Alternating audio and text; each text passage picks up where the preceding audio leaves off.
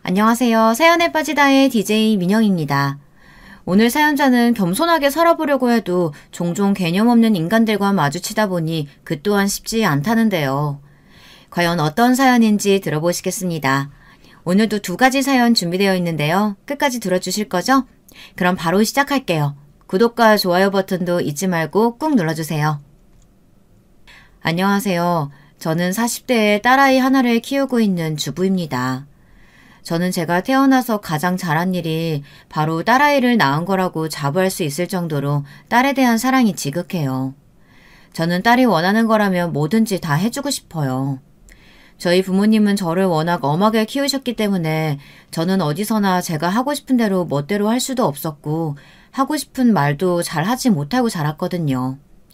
그래서 제 딸은 어른들 눈치 보지 않고 해맑고 사랑스럽게 자라주면 좋겠다 생각해서 사랑을 듬뿍 주며 키우고 있습니다.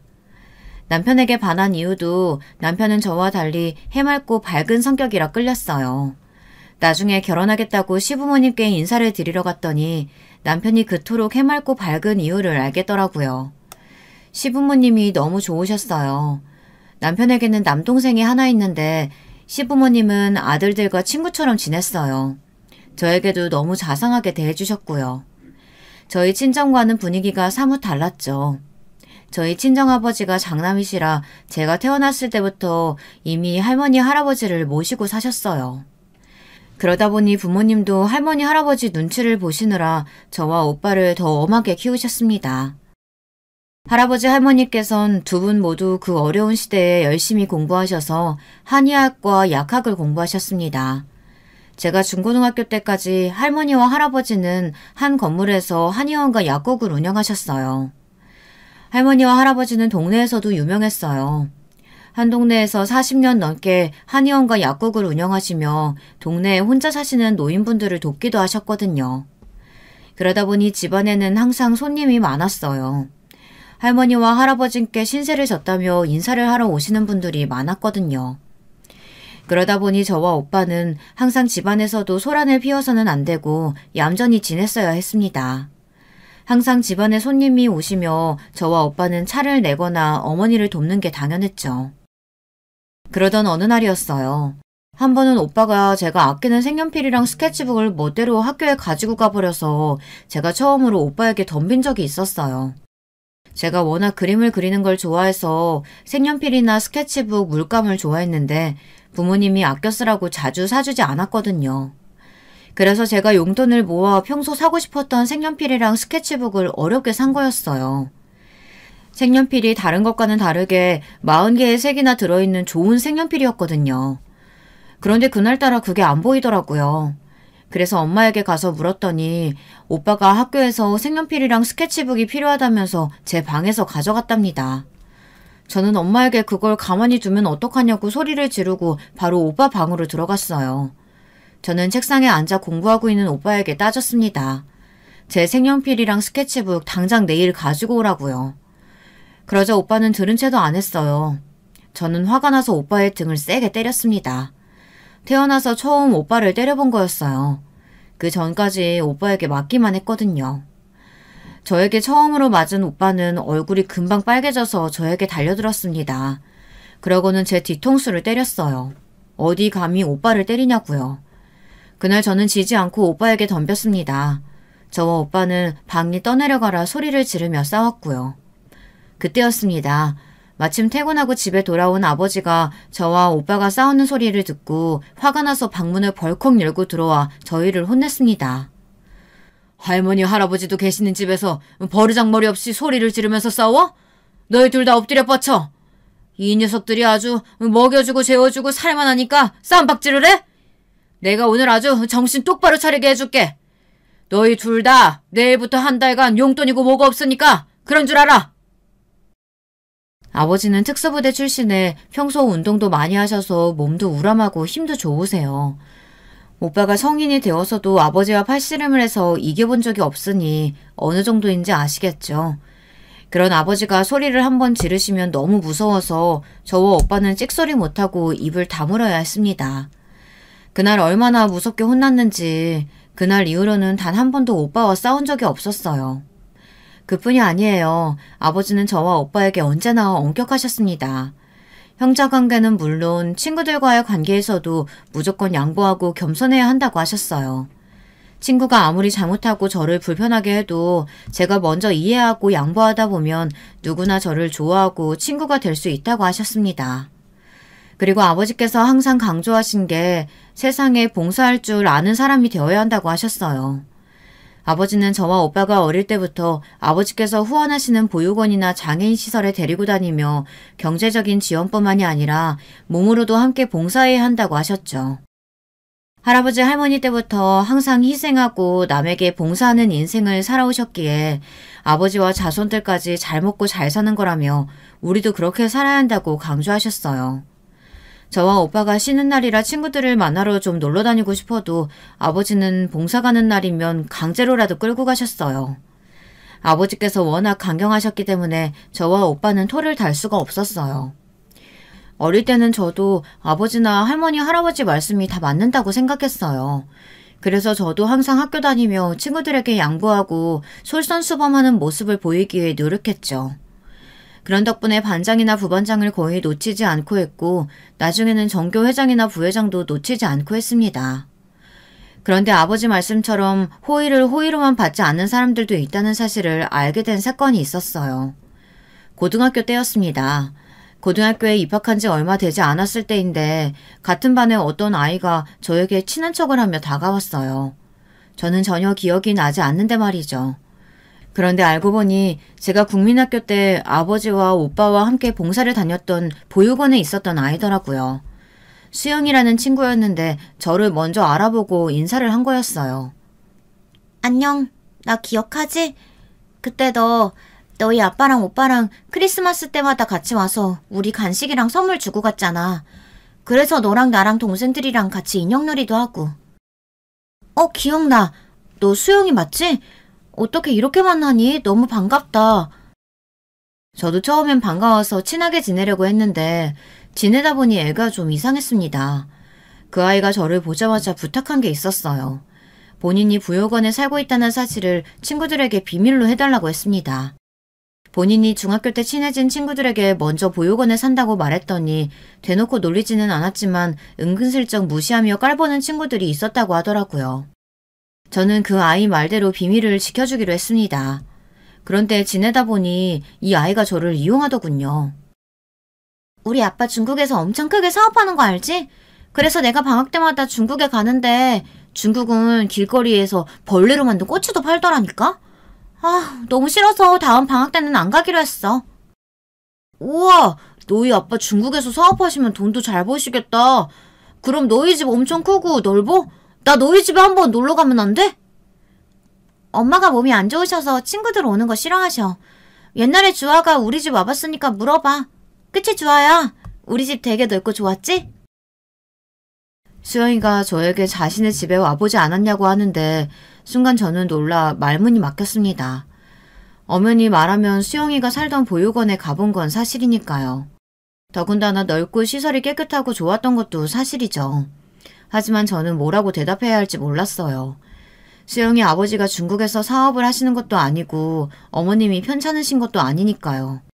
저는 결국은 그 자리에서 대충 웃어넘기고 자리를 피했습니다.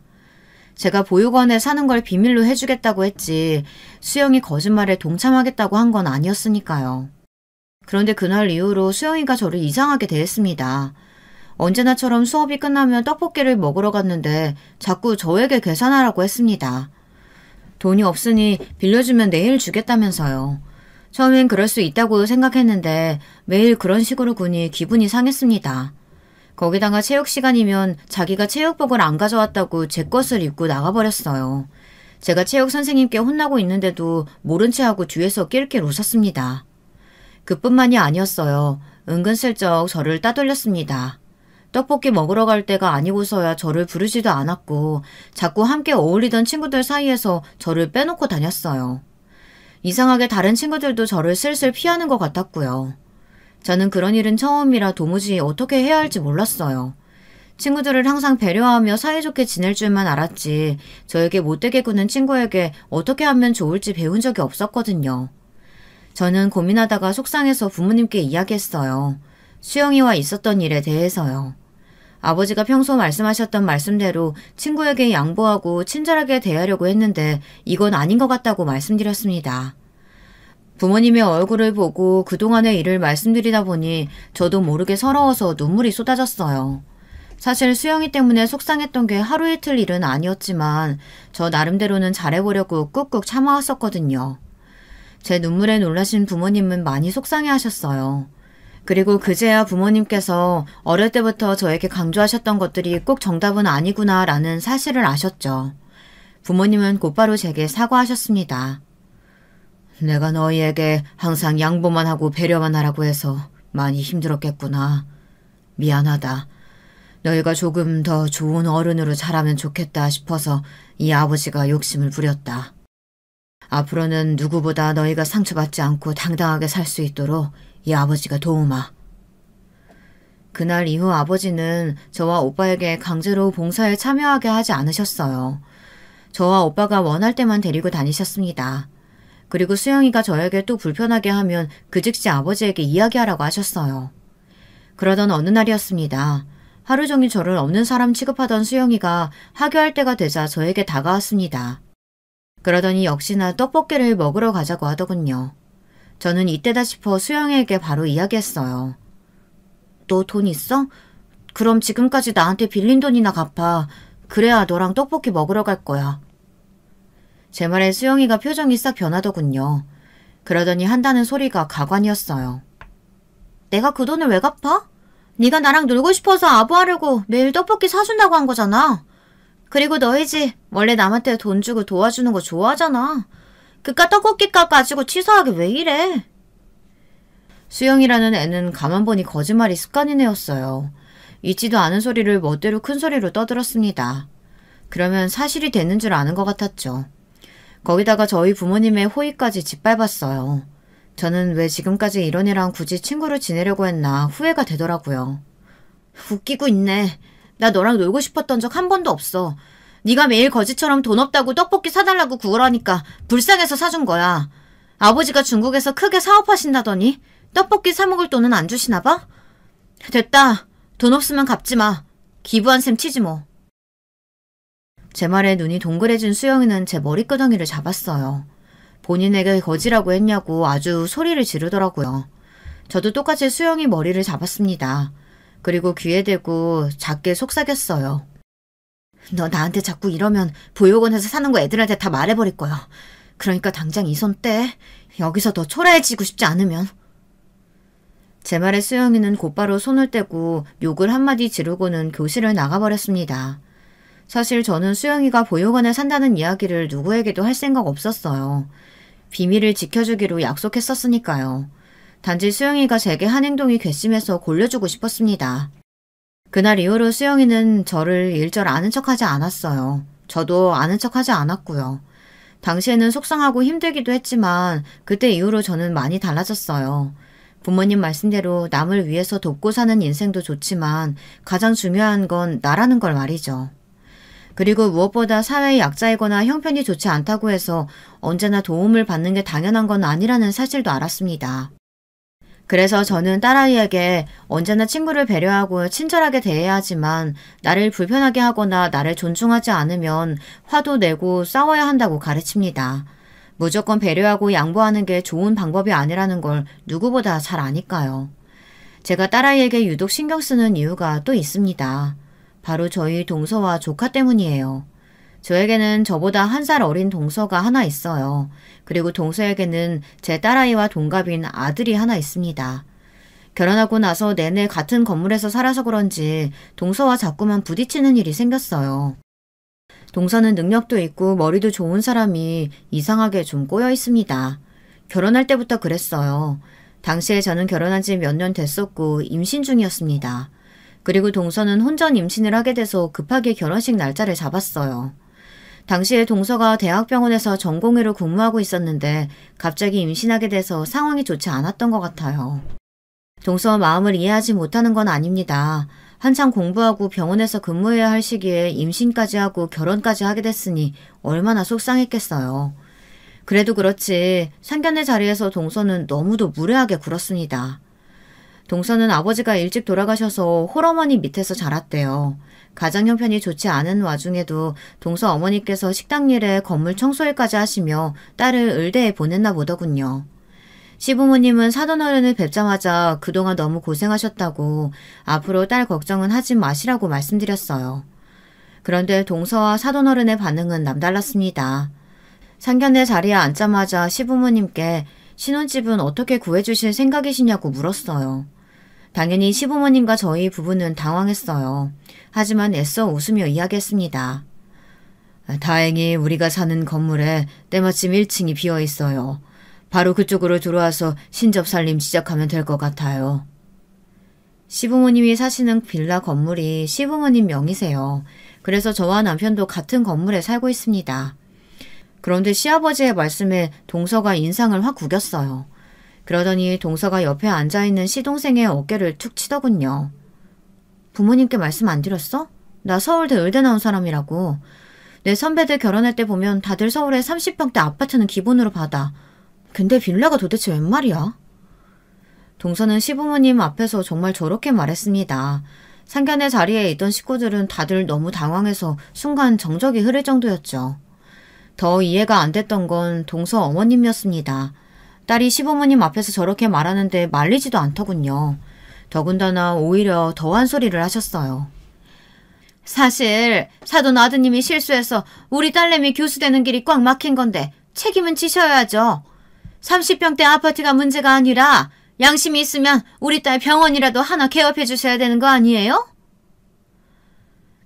저는 제가 지금 상견례 자리가 아니라 주말 저녁 막장 드라마를 보고 있는 줄 알았어요.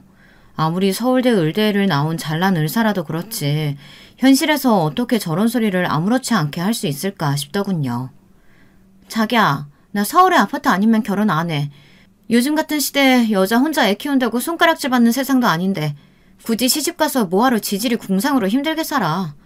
나는 빌라에 사느니 그냥 결혼도 안 하고 나 혼자 애 키우면서 살래. 내가 능력이 없는 것도 아닌데 뭐하러 그렇게 살아? 이래서 딸은 다 친정엄마 닮는다는 말이 있나 봅니다. 동서는 상견례 자리에서 결혼은 안 해도 그만이라는 소리를 하고 자리에서 일어났어요. 신혼집을 서울의 30평대 아파트를 시작하지 않으면 결혼을 안 하겠다는 이야기였죠. 동서의 말에 당황한 시부모님은 제대로 답을 하시지도 못한 채 상견례를 마치셨어요. 그날 이후로 시부모님은 고민이 많으셨습니다. 서울에 20억이 넘는 빌라 건물을 가지고 있는데도 예비 며느리와 안사돈에게 무시를 당했으니 속이 말이 아니셨죠. 엄마 아빠 뭘 고민해. 그냥 이 건물 팔자. 어차피 오르지도 않는 건물 가지고 있으면 뭐해. 이거 팔고 엄마 아빠도 아파트로 가고 나도 아파트 하나 사주면 되잖아. 동서만 욕할 수가 없는 게 시동생도 철딱선이 없는 건 매한가지였어요. 시동생은 30이 넘었는데도 한 직장에 오래 머물지도 못하고 여기저기 전전하고 다녔어요. 모은 돈도 없어서 아직도 시부모님께 생활비를 받는 걸로 알고 있습니다. 처음에 시동생이 결혼한다고 했을 때 저도 의아했어요. 직장도 변변찮은 시동생이 서울대 의대를 나온 의사랑 어떻게 만나서 결혼까지 하겠다는 건가 신기했죠. 그런데 두 사람은 클럽에서 만났다네요. 둘이 춤을 추다가 눈이 맞아서 사귀게 됐대요. 너 그걸 말이라고 해? 이 집이 별거 아닌 것 같아도 한 달에 나오는 월세가 얼만 줄이나 아냐? 나나 네 엄마 그 돈 가지고 지금껏 살았는데 이 건물 팔면 네가 우리 생활비 줄 거야? 그랬습니다. 시부모님이 지금까지 말을 안 해서 그렇지 지금까지 시동생 뒤치다거리 하느라고 고생을 좀 하셨어요. 의사 며느리 들어오는데 그 정도 희생은 할 수 있지. 아니면 대출받아서 우리 자기 병원이라도 하나 차려주던지. 시동생은 막무가내였습니다. 아파트를 사주든 병원을 내주든 해야 본인이 결혼을 할 수 있다고요. 내가 어쩌다가 저런 놈을 낳고 미역국을 먹었는지 모르겠다. 능력도 없는 놈이 덜컥 애부터 만들었으니 아휴 이걸 어쩌니. 시부모님은 고민 끝에 건물 담보로 대출을 받아 동서의 병원을 개업해주기로 했습니다. 대신 신혼집은 건물에 들어와 살기로 했어요. 그렇게 해서 시동생은 무사히 식을 올리고 저와 동서도 가족이 되었습니다. 동서는 안과를 개업했어요. 임신한 채로 병원 개업을 준비하느라 동서도 고생이 많았습니다. 저는 만삭인데 병원 개업 준비를 하는 동서가 걱정돼서 자주 병원에 들러 이것저것 도와주고 병원에 들어오는 기계도 사라고 따로 돈도 봉투에 넣어서 줬어요. 그런데 하루는 동서가 뭐가 또 심기가 불편한지 저한테 시비를 걸더군요. 제가 동선의 병원에 있는 산부인과에 다녀요. 그래서 산부인과에 갔다가 마침 점심시간이 다 됐길래 같이 점심이나 먹을까 싶어 병원에 들렀습니다. 저는 간호사 선생님들이 드실 도시락과 동서와 함께 먹을 도시락을 사서 갔어요. 동서 병원에 자주 들리다 보니 간호사들하고도 친해졌거든요. 그날도 다 같이 탕비실에 모여 밥을 먹는데 동서가 뜬금없이 저에게 결혼 전에 무슨 일을 했냐고 묻더군요. 나는 전문대 졸업하고 나서부터 바로 의료공장에서 격리일 했었어. 10년 넘게 다녔는데 아이 생기고 나서 바로 그만뒀지. 아이 생기고 일을 그만뒀다는 제 말에 동서가 갑자기 저를 안쓰럽다는 듯 혀를 끌끌 찼어요. 이래서 부모님이 공부하라고 잔소리하는 거라니까. 형님도 좋은 대학 나와서 전문직 했으면 임신했다고 일 그만둘 필요도 없고 애 낳고도 휴가 받으면서 편하게 애 키웠을 거 아니에요. 동서는 제 말이 끝나기도 전에 나서서 제가 전문대를 나오고 좋은 회사에 다니지 못했기 때문에 회사에서 잘린 것처럼 몰아갔습니다. 큰 대기업이나 전문직이었으면 육아휴직을 쓸 수 있었을 거라면서요. 동서가 모르나 본데 내가 임신해서 회사에서 나가라고 한 게 아니라 내가 회사를 그만둔 거야. 아무래도 공장이다 보니 먼지도 많고 아기한테 안 좋을 것 같아서. 와, 정말요? 형님 진짜 용감하시네요. 요즘 같은 세상에 애까지 생겼으면 직장에서 나가라고 할 때까지 더 붙었었어야지. 먼저 그만두시면 어떡해요? 그 나이에 아직도 시부모님 댁 빌라에 얹혀 사시면서 한 푼이라도 더 벌어야죠.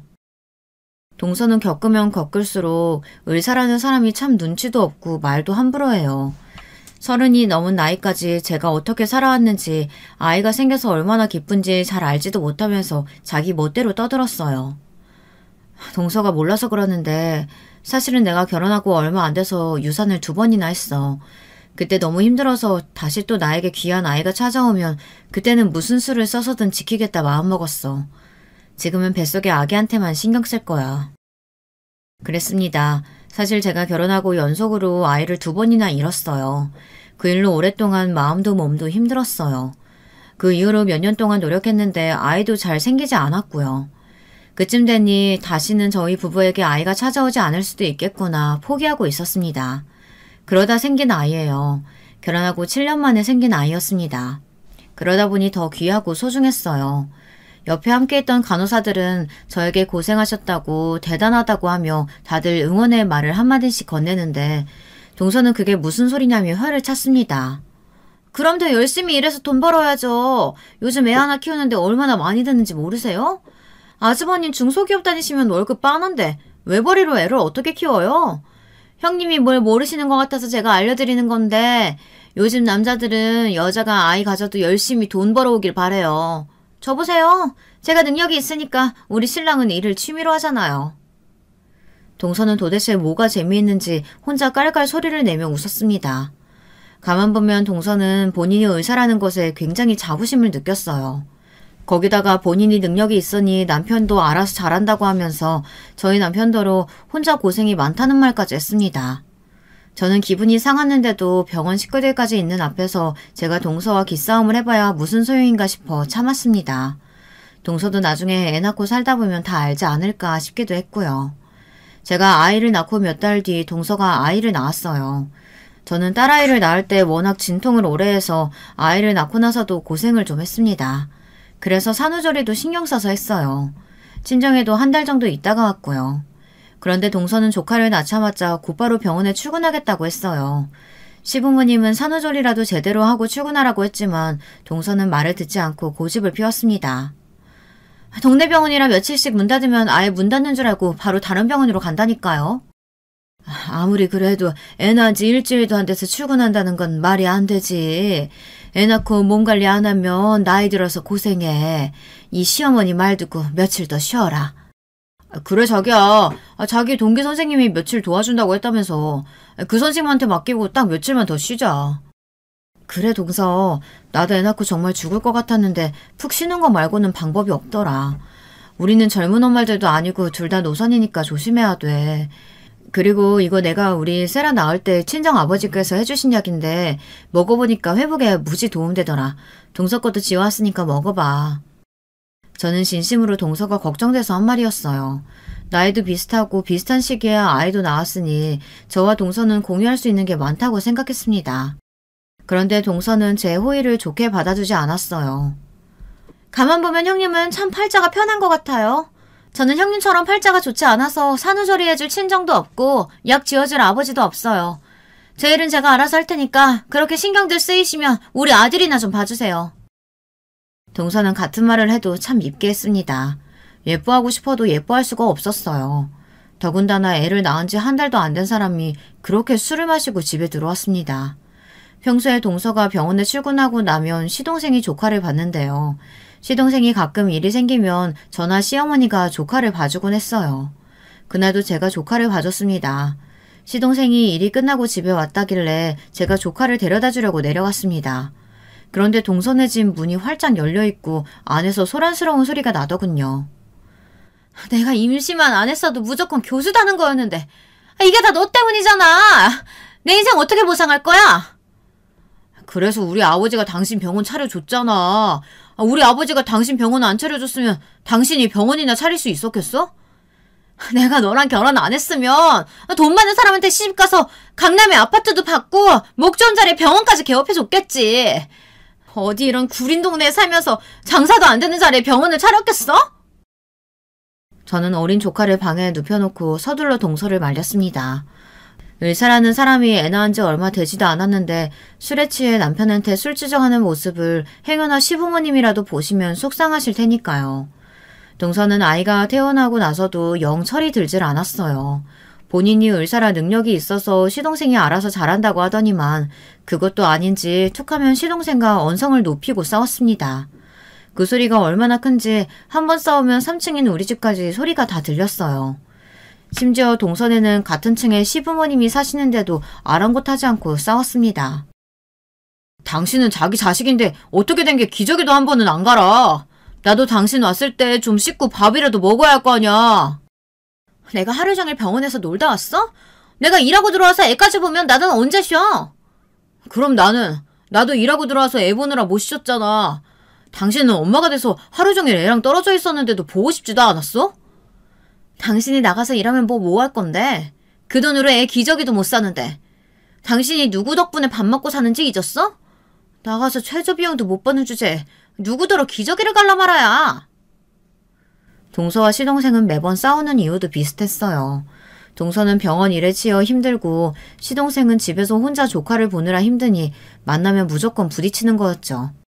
특히나 동서가 시동생을 무시해서 시동생이 참다 한 번씩 폭발하는 거였어요. 동서는 애까지 낳아놓고 툭하면 이혼이라는 소리를 쉽게 입에 올렸습니다. 그 나이 먹도록 부모한테 빌붙어서 자기 밥벌이도 못하는 주제에 어디서 큰 소리야. 당신 내 앞에서 한 번만 더 큰 소리 내면 이혼일 줄 알아? 제 앞에서는 자기가 돈을 잘 벌어서 시동생이 편하게 일한다고 하더니만 시동생 앞에서는 밥벌이도 못한다는 소리까지 했나 봐요. 그런 소리를 들은 시동생은 얼마나 자존심이 상했으면 시부모님이랑 저희 부부가 있는 앞에서 울먹이며 말을 하더라고요. 자기가 나보다 더 능력 있고 잘 보니까 내가 그래도 우리 준영이 키우느라 이러고 있는 거지. 내가 아무리 못났어도 지금 어디 나가서 밥벌이도 못하지는 않아. 시동생은 영화감독 지망생이에요. 여기저기 식당에서 아르바이트를 하면서도 몇 년 동안 영화 제작사에 시나리오를 내러 돌아다녔어요. 조카 생기고 나서는 애를 키우느라 그마저도 쉽지 않았죠. 시부모님도 그런 시동생을 한심하게 생각했지만 아무리 자식이 철없고 못났어도 귀하디 귀하게 키운 아들인데 아내한테 무시당하며 사는 꼴이 보기 좋을 리 없었죠. 시부모님은 듣다 동서가 너무한다 싶으셨는지 시동생에게 당장 헤어지라고 하셨어요. 아무리 잘난 마누라라도 남편을 개무시하는 아내랑 어떻게 사냐고요. 하지만 시동생은 이혼할 수 없다고 했습니다. 그 독한 여자가 이혼하면 순순히 우리 준영이 나한테 보낼 것 같아? 지금도 나 때문에 자기 교수 미끄러진 거라고 원망하는데 이혼하면 내 얼굴도 못 보게 할걸. 시동생은 조카를 생각해서라도 절대 이혼할 수는 없다고 했어요. 물론 본인도 동서와 이혼할 자신이 없는 것 같기도 했고요. 그러던 중 시동생은 아르바이트를 하던 가게에서마저 일을 잘렸습니다. 조카가 새벽부터 열이 나서 돌보다가 그만 늦잠을 자서 출근을 못했나 보더라고요. 그런 상황이 반복될수록 시동생은 더 자신감이 떨어졌습니다. 언젠가부턴 아예 시나리오도 안 쓰고 집에서 조카만 돌봤어요. 그런 시동생이 안쓰러웠던 시부모님은 본인들이 손주를 봐줄 테니 다른 직장이라도 알아보라고 했습니다. 하지만 시동생은 의욕이 없었어요. 덕분에 시부모님은 동서 비위를 맞추기 바빴습니다. 아들이 가장으로서 능력이 없으니 동서 눈치를 볼 수밖에 없었죠. 시부모님은 알아서 동서네 집 반찬이며 청소를 해주기 바빴습니다. 동서가 쉬는 날은 시동생이랑 데이트라도 하고 오라고 조카까지 봐주셨어요. 그뿐만이 아니에요. 명절에도 동서네 아버지 제사가 있으니 먼저 친정에도 다녀오라고 해주셨습니다. 시부모님이야 다 아들 생각해서 그러시는 거겠지만 그럴수록 동서의 건방진 성격은 하늘을 찔렀어요. 이제는 아예 시부모님 앞에서 대놓고 시동생을 무시하면서 구박했어요. 차라리 잘 됐어. 어차피 나가서 일한다고 해도 몇 푼 벌지도 못하고 괜히 되지도 않는 영화 한다고 여기저기 기웃거리고 다니는 거 꼴 보기 싫었는데 이 김에 아예 집에 눌러앉아서 살림이나 하고 애나 키우면 되지 뭐. 내가 지금 갈 데가 없어서 집에서 진영이 키우는 게 아니야. 내가 일하려고만 하면 어디든 가서 일할 수 있어. 단지 내가 준영이랑 같이 있어주고 싶어서 그러는 거야. 꼬울에 자존심은 있어서. 그래, 세상 좋은 아빠라고 해두자. 동서, 사방님도 잘하려고 하는 말인데 왜 그래. 동서가 돈도 잘 버는데 서방님이 집에서 준영이 보면 마음도 더 놓이고 좋지 뭐. 시부모님도 계신 자리에서 동서가 자꾸만 시동생을 구박하자 듣기 민망했던 저는 애써 말을 돌리려고 했습니다. 형님도 같은 처지라고 지금 편드시는 거예요? 아예 둘이 같이 아기띠 메고 쇼핑도 다니고 문화센터도 다니고 그러시지 그러세요? 진작 알았지만 동서는 마음이 꼬여도 단단히 꼬인 사람입니다. 상대방의 말을 있는 그대로 듣지 않고 항상 꼬아서 나쁘게만 들었어요. 그런 동서와 이야기를 나누다 보면 꼭 제가 세상에서 제일 한심하고 초라한 사람이 되는 것만 같았습니다. 그러다 보니 자연스레 저는 동서를 만나기를 꺼렸어요. 하지만 한 건물에서 동갑의 아이를 키우다 보니 그게 마음처럼 쉽지 않았습니다. 조카와 저희 딸은 같은 어린이집에 같은 유치원, 같은 학교까지 줄곧 함께 다녔어요. 그러다 보니 시동생이 바쁘면 자연스레 제가 조카를 봐줄 때가 많았죠. 동서를 생각하면 조카고 뭐고 봐주고 싶지 않았지만 시동생도 정말 급할 때 맡기러 오는 거라 거절하기도 힘들었어요. 그런데 조카를 봐주다 보면 불편한 일이 종종 생기고는 했습니다. 조카랑 제 딸아이가 잘 지내지를 못했어요. 태어나서부터 줄곧 둘이 한 건물에서 형제처럼 지내면서 자주 만나 문제가 없을 줄 알았는데 조카가 덩치가 커지기 시작하면서 제 딸아이를 자꾸만 괴롭혔어요. 학교에 입학하고 나서 시동생이 급한 일이 생겼다고 할 때마다 제가 딸아이를 하고 시키면서 동선의 아들도 같이 데리고 왔어요. 시동생이 올 때까지 집에서 함께 놀게 하며 간식을 챙겨줬습니다. 그런데 조카가 자꾸만 딸아이가 아끼는 장난감을 말도 안 하고 멋대로 집에 가져가 버렸어요. 그래서 제가 동선의 집에 찾으러 간 적이 몇 번이나 있었습니다. 문제는 그 장난감을 항상 망가뜨려 놓았다는 겁니다. 제가 조카에게 말했으면 빌려줬을 텐데 왜 말도 안 하고 가져갔냐고 물었습니다. 그러자 조카가 하는 말이 기가 막혔어요. 이세라가 아끼는 거라서 일부러 몰래 가져온 건데요? 이제 우리도 초등학생인데 아직도 어린애들이 가지고 노는 장난감 가지고 노는 꼴이 웃겨가지고 일부러 망가뜨리려고 가지고 온 거예요. 조카는 갖고 놀고 싶었던 것도 아니면서 일부러 딸아이가 아끼는 장난감을 재미로 망가뜨린 겁니다. 순간 저는 너무 기가 막혀 말문이 다 막혔어요. 그런 일이 몇 번 반복되길래 저는 동서에게 직접 말했습니다. 시동생에게 몇 번이고야 말했지만 시동생이 조카를 혼내도 소용이 없었어요. 조카는 어릴 때부터 시동생을 무서워하질 않았거든요. 동서, 준영이가 자꾸 세라 장난감을 멋대로 가지고 가서 망가뜨리고 그게 재밌다고 세라 앞에서 깔깔거리면서 놀리는 거 있지? 내가 아무리 말해도 안 들으니까 동서가 제대로 혼내고 이야기 좀 해줘. 사촌끼리 장난감 가지고 좀 싸웠다고 저도 일일이 이야기하고 싶지 않았습니다. 하지만 한두 번도 아니고 만날 때마다 그러는데 조카라도 얄미워서 저도 참을 수가 없었어요. 그런데 더 어이가 없었던 건 동서의 태도였습니다. 제 말에 동서는 별것도 아닌 일로 왜 불렀냐는 투였습니다. 그러니까 형님 말은 우리 준영이가 세라 장난감을 망가뜨렸다는 거죠? 그래서 그게 얼만데요? 제가 바로 변상해 드릴게요. 순간 저는 표정 관리가 되지 않았습니다. 뭐 이런 게 다 있나 싶었어요. 동서, 내가 지금 장난감 변상해달라고 이러는 거야? 준영이가 일부러 세라를 놀리려고 멀쩡한 장난감을 가지고 가서 자꾸만 망가뜨리니까 그러지 못하게 해달라고 하는 거 아니야. 우리 준영이 이제 8살이에요. 8살짜리가 장난감 좀 가지고 놀다 보면 망가뜨릴 수도 있지 뭘. 뭐 그런 거 가지고 혼을 내요? 형님이 괜히 내가 싫으니까 애꿎은 우리 아들 꼬투리 잡는 거 아니에요. 동서가 일이 바빠서 자기 자식 돌볼 시간이 없는 거야 알지만 자식 그렇게 키우면 안 돼. 동서 그러다 나중에 정말 후회할 거야. 같은 자식 키우는 처지에 나쁜 소리는 하고 싶지 않았지만 동서는 해도 해도 너무했습니다. 제가 그렇게 모진 소리를 하고 동선의 집을 나섰는데도 그 이후에 일절 연락 한 통이 없었어요. 저는 그제서야 제가 멍청했다는 사실을 알았습니다. 아무리 가족이고 조카라고 해도 동서 아들은 봐주는 게 아니었어요. 괜히 제 귀한 딸내미 마음에 상처만 입혔습니다. 저는 그날 이후 일절 조카를 봐주지 않았어요. 시동생이 정말 급한 일이라고 사정을 하며 부탁해도 봐주지 않았습니다. 그러던 어느 날이었어요. 그날도 어김없이 하교한 딸을 데리고 집에 가는데 갑자기 비가 세차게 내리기 시작했어요. 저는 급한 대로 편의점에 들어가서 우산을 샀어요. 그런데 그때 편의점 앞으로 조카가 혼자 비를 맞으며 지나가더군요. 저도 모르게 놀라서 우산을 하나 더 사서 빠르게 조카를 따라갔어요. 머리로야 앞으로는 절대 조카를 신경 쓰지 않겠다고 다짐했지만 막상 머리며 옷까지 홀딱 젖어서 혼자 걸어가는 조카를 보고 나니 마음이 쓰였습니다. 저를 보고 놀란 조카에게 우산을 건네주고 집으로 돌아왔어요. 조카 말로는 며칠 전부터 시동생이 바빠서 혼자 하교를 하고 있답니다. 저는 비에 젖은 조카 머리를 말려주었습니다. 그런데 아무래도 옷이 다 젖어서 갈아입어야 할 것 같았어요. 저는 조카를 데리고 동선의 집으로 갔습니다. 그런데 생각지도 못한 일이 벌어졌어요. 글쎄 집에 동서가 있더라고요. 저는 놀라서 집에 있었느냐고 물었습니다. 그러자 동서 말이 오늘은 오전 진료만 있는 날이라 일찍 들어왔다네요. 집에 있으면서 밖에 비가 저렇게 쏟아지는 것도 몰랐어?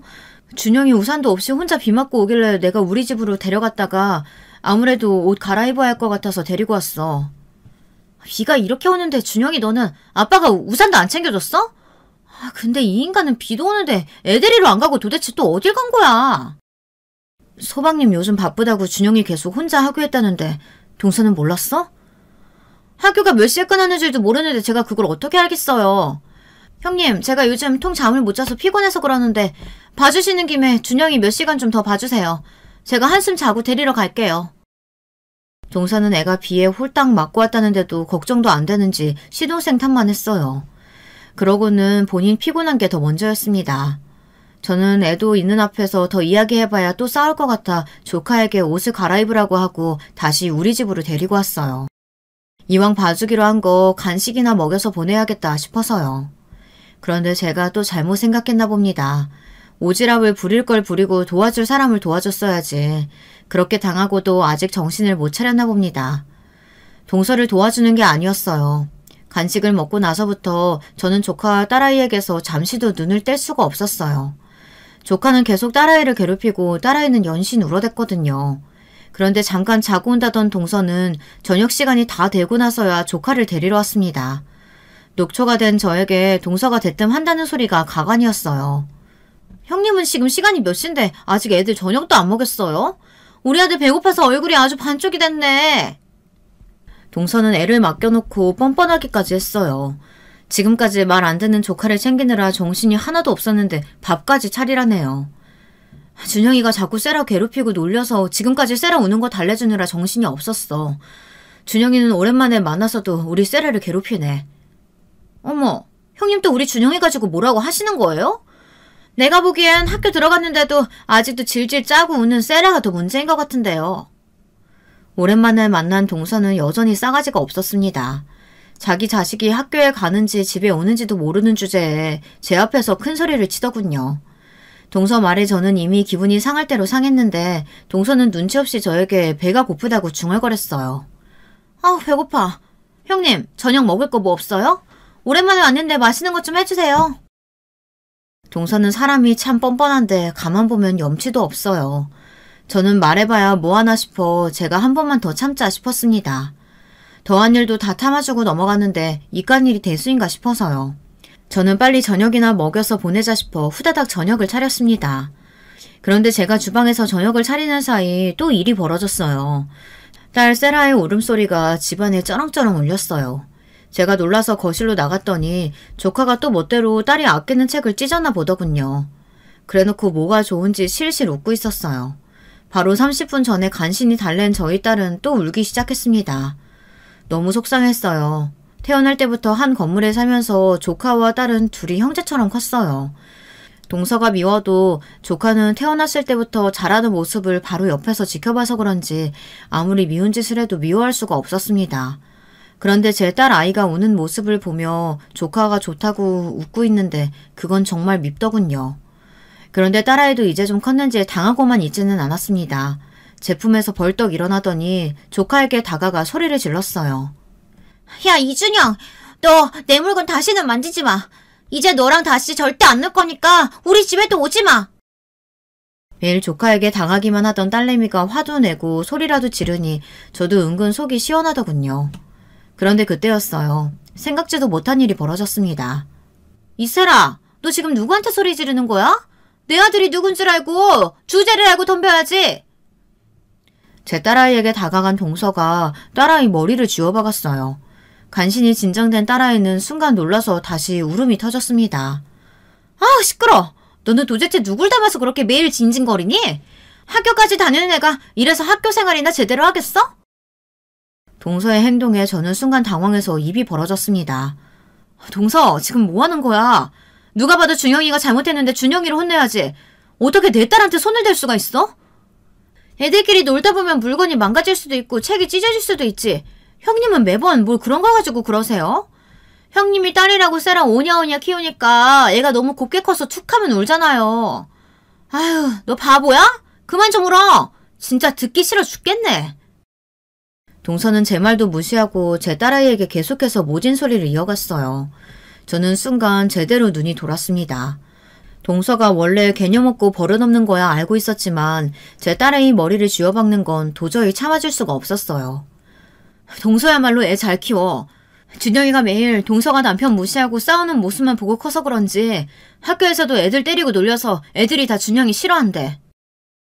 같은 자식 키우는 사람끼리 이런 소리까지 하고 싶지 않았지만 사실 조카 때문에 시동생이 학교에 불려간 게 한두 번이 아니었어요. 그 일로 시동생도 힘들어했습니다.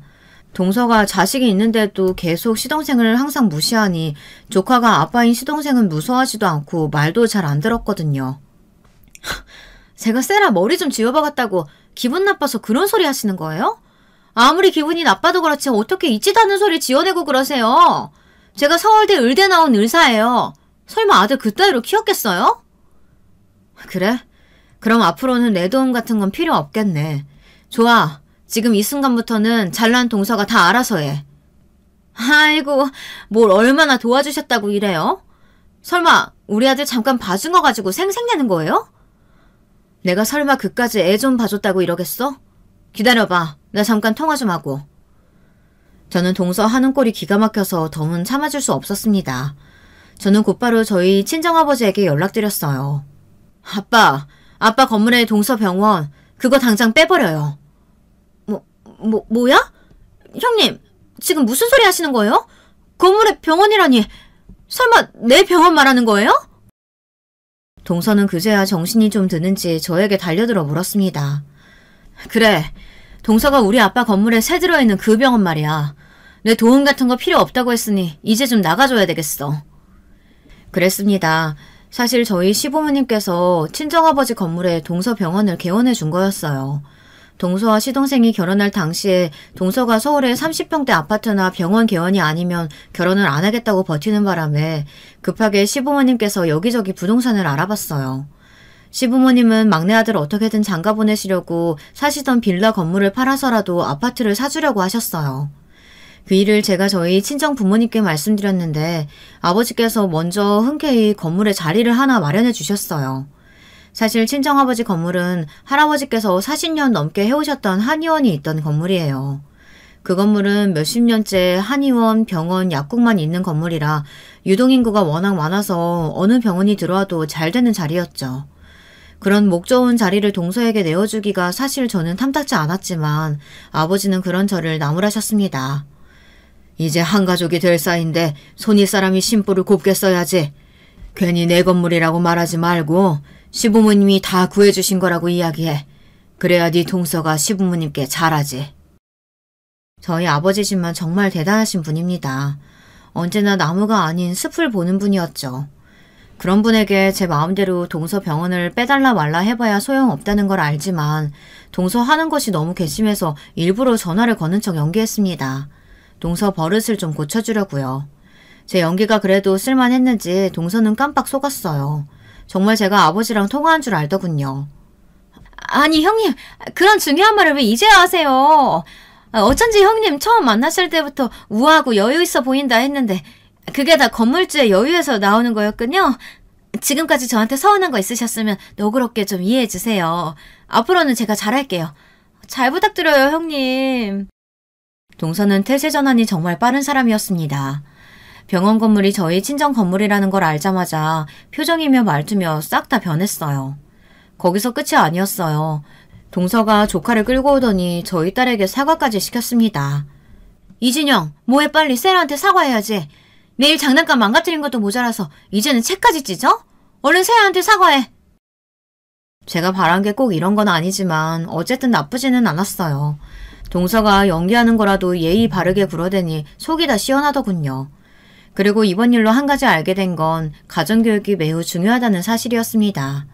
어릴 때부터 부모님께서 저에게 엄하게 대하셔서 불만이 많았었는데 40이 넘고 보니 제대로 된 어른으로 살려면 가정교육만큼 중요한 게 없더군요. 부모가 자식을 사랑해주는 것도 중요하지만 제대로 된 교육을 해주는 것도 중요하다는 걸 뼈저리게 느꼈어요. 그날 이후로 동서는 180도 달라졌습니다. 제가 시키는 거라면 뭐든지 했어요. 더군다나 명절이면 어김없이 저희 친정에 가져다 주라고 선물 세트까지 보냈습니다. 이 건물주 약발이 언제까지 먹힐지는 모르겠지만 당분간은 평화가 유지될 것 같아 조금 더 써먹어 볼까 합니다. 지금까지 저의 이야기 들어주셔서 감사해요. 여러분의 가정에는 언제나 행복한 일만 가득하시길 바랄게요. 여러분, 두 번째 사연 시작하기 전에 좋아요, 구독 꼭 눌러주실 거죠? 그럼 두 번째 사연 바로 시작합니다. 오늘 제가 소개해드릴 사연은요. 여러분이 과연 이 여성 사연자분의 상황에 놓이셨다면 어떻게 행동을 하셨을지 생각해 볼 만한 주제거리가 가득한 이야기랍니다. 아이를 공개 입양해서 당당하게 키우는 연예인 부부 이야기를 인터넷을 하다가 보게 됐는데요. 많은 감정이 느껴지더군요. 저는 그 연예인 부부의 입장을 다른 사람들보다 조금은 더 가까이 이해할 수 있기 때문일지도 모르겠어요. 한바탕 우리나라를 뿐만 아니라 전 세계를 휩쓸고 간 코로나 바이러스가 잠잠해져서 안심되고도 반가운 심정인데요. 그래서 오래간만에 동네 지인들하고 커피 한잔 하려고 대형 카페에서 다들 모였어요. 둘씩, 셋씩, 따로는 이따금씩 모인 적은 있었으나 그처럼 모두가 빠짐없이 한꺼번에 모인 건 거의 처음이었네요. 그래서 개중에는 저랑 안면만 있는 사람도 있었고요. 서로의 존재는 진작에 알고 있었지만 자리에서 따로 만나는 건 그때가 처음이었던 거예요. 따뜻한 커피 한 잔씩들 시켜놓고 이런저런 대화를 나누던 중에 누구 한 명이 그러더라고요. 나 아는 사람은 완전히 카페인 중독자예요. 대학 후배의 지인인데 어찌나 커피를 좋아하는지 오죽하면 커피를 절대 끊을 수 없어서 임신도 마다하고 차라리 입양을 하겠다면서 옛날에 그런 난리까지 쳤었다니까요. 어머, 그 정도면 중독 수준이에요. 근데 솔직히 불과 10년 전까지만 해도 임신한 여자가 커피 마시면 주변에서 다들 뭐라고 훈수 두면서 잔소리 떠들어대고 진짜 난리 났었잖아요. 그쵸? 다들 임신 출산해본 엄마들로서 이거 공감하시죠? 그리고는 누군가가 그렇게 받아치는 것에 모두가 가벼운 웃음을 터뜨리고 말았어요. 저도 마찬가지였죠. 저희 딸 임신하고 있었을 때 왜 이렇게 하고 싶은 것도 많고 먹고 싶은 것도 많던지요. 평소엔 안 당기는 것들이 임신 상태에서 확 당기는 바람에 정말 미치는 줄 알았어요. 그런 상념에 잠기면서 고개를 끄덕이고 있는데 어느새 모임 테이블은 입양에 대해 갑론을박으로 전환되어 있었죠. 불임 판정을 병원에서 확실히 받은 것이면 모를까 생판 남의 자식을 입양해서 내 자식으로 키운다는 건 상상하기 힘든 일이라고 대부분 그렇게 말을 하더군요. 제가 그 모임에서 가장 나이가 많은 축이었는데요. 그럼에도 다들 아이를 낳고 또 키워낸 엄마들이었거든요. 그런데 제법 단호하게 입양에 대해 너무 힘든 결정이라면서 머리를 흔드는 것에 저는 내심 놀랐어요. 세상이 전보다 훨씬 개방적인 사회가 되었음에도 우리나라는 아직 입양에 대해 보수적일 수밖에 없구나, 이런 생각도 자연스레 따라붙었고요. 어디 가서는 입양은 멋진 일이다며 실컷 젠치하면서 떠들 수 있겠지만 정말 솔직히 제 마음은 밝히자면요. 제가 낳은 자식이 아니면 제 친자식처럼 도저히 못 키울 것 같아서 입양이 어려운 것 같아요. 기른 정, 낳은 정, 어떤 게 크냐고 이런 질문 인터넷에 자주 올라오잖아요. 함께 시간을 보내며 추억을 쌓았으니 당연히 기른 정이 우세할 것 같은데 애를 안 낳아본 어린 친구들도 낳은 정에 마음이 쏠릴 것 같다고 답변하는 거 보고 놀랐어요. 자기 배로 품어서 낳은 진짜 자식이 당연히 본능적으로 더 애틋한 게 인간의 본성이라나? 다들 신나게 떠들고 있는데 저는 어딘가 멋쩍은 기분이 됐죠. 자꾸만 제 상황에 대입을 해보게 되더라고요. 제 맞은편에 앉아있던 지인은 저랑 유난히 오래 알고 지낸 사람이었기 때문에 제 표정을 보더니 아차 싶어하는 듯 했어요. 그때 제 왼쪽 옆에 앉아있던 사람이 그러더라고요. 코로나 바이러스 터지고 초창기 때 집안 사정으로 인해서 사촌 조카 2명을 자기가 맡게 됐었다고요.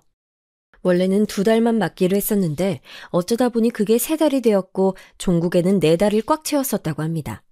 그리고 그때 분명히 느꼈대요. 자기는 그 이전까지는 자기 자식이나 자기 친척들이나 한 집안 식구라는 개념 안에서 다 똑같이 사랑하고 아끼는 마음이 있는 사람이라고 여기며 살아왔었는데 4달 동안 사촌 조카 2명을 맡아보니까 그게 아니었다는 거죠. 확실히 내 새끼가 아니면 어느 순간에 인내심의 한계라는 것이 올 수밖에 없다는 걸 깨달았다고 했어요. 그나마 기한이 정해져 있었기에 망정이지 그게 아니라 무기한이었다면 자기는 중도 포기를 외치거나 정신이 돌아버리거나 둘 중 하나였을 거라고 확신 어린 목소리를 냈습니다. 그 순간 제 맞은편에서 지인이 헛기침을 큼큼 해댔어요. 그러자 어리둥절해하던 모임 사람들 중에서 몇 명이 저를 눈짓하면서 아차 하더군요. 제 사정을 이미 알고 있었던 이들이었네요. 그제서야 제가 머쓱한 표정으로 입을 열었습니다. 바로 여기에 있잖아요. 그 힘들고 어려운 길을 걸어온 분명한 예시가요. 모르는 분들도 계시는 것 같은데 일단 제가 딸만 셋이잖아요. 제 말에 몇 명이 그건 잘 알고 있다는 듯이 고개들을 끄덕여댔어요. 그랬다가 다음 이어진 제 말에 깜짝 놀란 기색들이 되고 말았죠. 셋 중에서 둘은 제 딸이 아니에요. 제가 딸로 삼았긴 한데요. 제 배에서 태어난 생명들은 아니죠. 저희 둘째랑 셋째는 제 조카들이거든요. 지금까지 제가 키운 것뿐이에요. 게다가 그냥 조카가 아니고 시조카라는 대목이 알려지자 다들 말문이 막힌 듯 하더군요. 그러다가 이내 몇 명이 고개를 갸웃댔죠. 왜냐하면 제가 자식 농사를 어떻게 지었는지 다들 알고 있기 때문이었어요. 자식 농사를 짓게 되기 이전으로 세월을 거슬러 올라가 보자면요. 남편이랑은 둘이 있으면 죽이 잘 맞아서 결혼하게 됐어요. 대화가 잘 통하는 듯 안 통하는 듯 뭐랄까요? 조금 애매모호한 기류가 항상 저희 사이엔 있었는데요. 그게 신기하게도 그 사람하고 있는 시간대를 재밌게 만들어주더라고요. 지루하지가 않았고 늘 함께 있는 순간들이 새로우며 신선하게 느껴졌어요. 그런데 남편도 그렇게 느꼈던 거예요. 뭔가 성향도 살짝 다르고 취향도 안 겹치고 하는 일도 너무 달랐는데 요상하게 잘 통하는 무언가가 있었다는 것이죠. 여러분도 그런 상대가 인생에서 한두 명쯤은 있지 않으셨나요? 분명히 이 사람하고 잘 맞을 건덕지가 없는데 함께 있으면 나쁘지 않고 되려 좋고 즐거운 것이죠. 이래서 사람 간의 상성이란 어떤 효과를 낼지 직접 겪어보기 전에는 모르는 건가 봐요. 미묘하게 어긋나는 서로의 지점을 즐거워했기에 남편과 저는 죽이 잘 맞았고 서로를 만나는 시간을 늘 귀하게 여겼던 것 같아요. 연애 기간이 저희는 썩 길지 않았는데 지금 생각하면 은근히 아쉬운 부분이에요. 결혼하기 전에만 누릴 수 있었던 것들이 분명히 있었으니까요. 하지만 그때는 결혼하는 게 진정한 결실이다라는 것이 무조건 정설이었기 때문에 느긋하게 결혼한다는 건 선택지에 없었던 듯 싶어요. 요컨대 지금과 그때의 사회 분위기가 전반적인 사상 차이가 난단 거겠죠? 저는 제 친정집이 좀 사정이 안 좋았어요. 저 어렸을 때부터 그래왔었네요. 고향 친구분한테 크게 사기당하신 친정 부모님. 그 때문에 자식들은 부모를 원망했고, 그러면 부모는 자식들을 향해서 낳아줬으면 감사한 줄을 알아야지 어디 감히 부모를 원망하는 폐륜을 저지르냐며 화를 내고 악순환이었네요. 한마디로 애증이 가득한 집이었어요. 어떤 순간에는 애증에서 애의 기운이 더 강했고, 또 어떤 순간에는 증이 더 우세하면서 그렇게 집구석이 굴러갔답니다.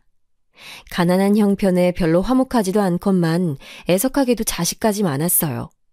5남매 중에 셋째가 바로 접니다. 그래서 일이 참 많았네요. 저는 위에서 내리누르는 것에 치이고 아래에서 치고 올라오는 것에 또 치이고 그렇게 가운데 껴서 고통받는 생활이었죠. 아무것도 아닌 정말 뭣도 아닌 존재가 저였다고 스스로는 그렇게 생각을 해요. 진심으로 존재감이 희미했거든요. 어떨 때는 내가 집에 안 들어와도 부모님은 당일에 눈치채지 못하실 게 분명하다. 어쩌면 이틀이 지나도 모르실 수 있다라는 망상을 해대곤 했었네요. 현재 널리 쓰이는 표현으로는 제가 왠지 애정결핍이었던 것 같아요. 받지 못한 애정에 늘 목말랐으며 갈구했는데 제가 결코 쉽사리 그걸 얻을 수 없었기 때문에 항상 풀이 죽어 있었네요. 그 시절에는 애정결핍이니 하는 개념이 없어서 참 안타까워요. 제 자신의 상태를 뭐라고 정확히 규정하지도 못한 채 자라왔으니까요. 남편이 어디 가서 잘 크게 행동을 못하고 내성적으로 구는 사람이긴 했어도 기본적으로 다정다감한 면모가 있었어요. 그래서 저는 남편과 있으면 마음이 따스해짐을 느낄 수 있었죠. 다른 형제들과 나누어 갖지 않아도 되고 가지고 싶어서 발버둥 치지 않아도 제게로 온전히 쏟아지는 그 애정이 어찌나 감동스러웠는지 몰라요. 제가 남편에게 가장 마음에 들었던 점 한 가지는 바로 술을 별로 안 즐긴다는 점이었네요. 왜냐하면 체질적으로 술이 잘 안 받았거든요. 그래서 더욱 안심이었어요. 술에 취해서 난동을 자주 부리셨던 자식들을 공포로 몰아넣곤 하셨던 친정아버지의 모습을 남편을 통해 겹쳐보지 않아도 된다는 사실이 기뻤고요. 그런데 희한하게도 시부모님께서는 이런 남편과 성격이 영 딴판이셨어요. 초장부터 괄괄하신 모습을 보이며 저를 몹시 당황시키셨네요. 극단적으로 표현을 해보자면 성격이 좀 나쁘셨다라고 할까요? 저는 5남매 집안인데 남편은 3남매 집안이었답니다. 첫째 딸 시누이, 둘째 아들 남편, 그리고 셋째 아들이 시동생이었죠. 장녀인 시누이는 참 굉장히 지랄맞은 여자라고 처음부터 제가 느꼈었어요. 저를 맨 처음에 대면했을 때 제가 우선 꾸벅 고개부터 숙여 보였는데 그 인사를 마치고 고개를 든 저와 눈이 마주친 시누이가 던진 첫 마디.